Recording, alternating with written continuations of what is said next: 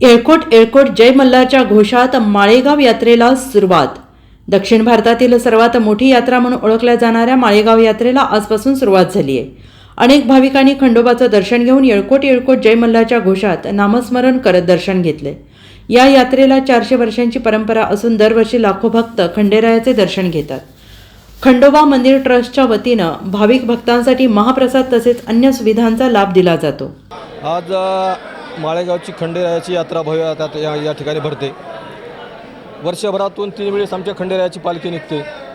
एक विजयादशमी दसरा, दुसरी चंपाषष्ठी आणि मार्गशीर्ष वद्य चतुर्दशी म्हणजे आजचा जो पालखी सोहळा आहे हा दिमाखामध्ये या ठिकाणी साजरा केला जातो। ही साधारणतः 12व्या शतकापासूनची ही परंपरा आहे असं आमची आख्यायिका या ठिकाणी सांगितली जाते। या ठिकाणी थोडा शिलालेख आम्हाला सापडला होता, त्या शिलालेखामध्ये असा उल्लेख होता 12व्या शतकातला असावा। आणि हे जे मंदिर आहे हे हेमाडपंथी मंदिर आहे आणि हेमाडपंथी मंदिराची बांधकाम हे त्यावेळेस ते 12व्या शतकामध्ये झालेले आहे। या यात्रेमध्ये विशेष करून आमच्या माळेगाव या ठिकाणी खंडोबा देवस्थान ट्रस्ट जे आहे या ट्रस्टच्या वतीनं या ठिकाणी दर्शनार्थीची पूर्णपणे अशा प्रकारची बॅरिकेटिंगची व्यवस्था केलेली आहे।